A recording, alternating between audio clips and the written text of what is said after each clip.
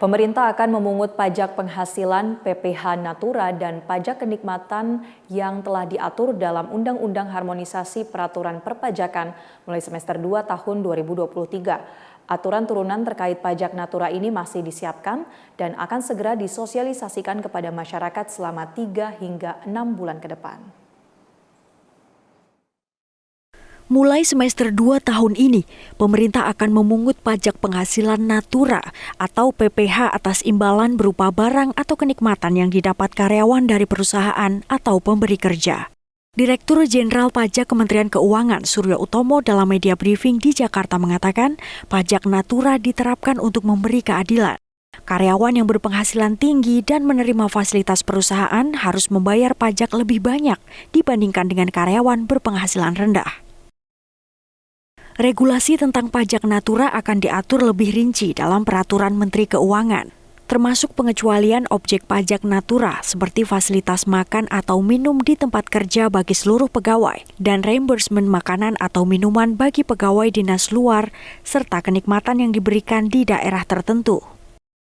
Untuk pemotongan yang Natura ini kan kalau memang sudah jadi, kita harapkan ya paling tidak teman-teman ya, mungkin semester 1, semester 2 lah kita baru memulainya kan gitu ya. Pemotongnya supaya lada tenang menceritakan kepada masyarakat juga lebih sederhana, lebih mudah kan itu tuh. Jadi antara 3 sampai 6 bulan lah. Nah, itu pikir ya semester 1 2020. Oh, saya 2023 ya mulainya ya semester 2 lah kira-kira seperti itu.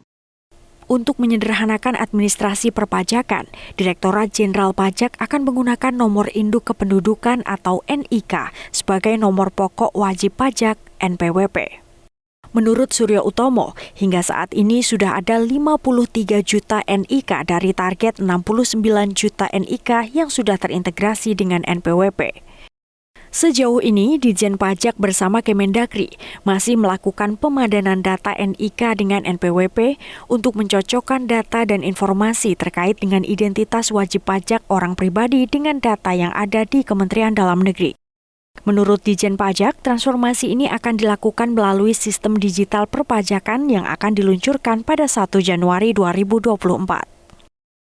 Bahwa NIK ini kembali lagi merupakan bagian dari sisi administratif lah pada waktu kita mengelola sistem administrasi perpajakan. NIK as a common identifier ya gitu ya. Identitas yang digunakan untuk bagaimana kita menjalankan sistem administrasi. Karena ya kita kepengen kita nyambung-nyambung kan gitu kan dengan sistem informasi yang lain. Kalau common identifier-nya sama ya informasinya bisa saling dipertukarkan dan saling cross match-kan lah kira-kira seperti itu. Sehingga pelayanan. Dengan integrasi ini, administrasi perpajakan diharapkan menjadi lebih efektif dan efisien, sehingga pelayanan terhadap masyarakat menjadi lebih sederhana. Direktorat Jenderal Pajak mengimbau wajib pajak agar segera melakukan validasi NIK menjadi NPWP sebelum melaporkan surat pemberitahuan tahunan atau SPT. Tim Liputan MGN.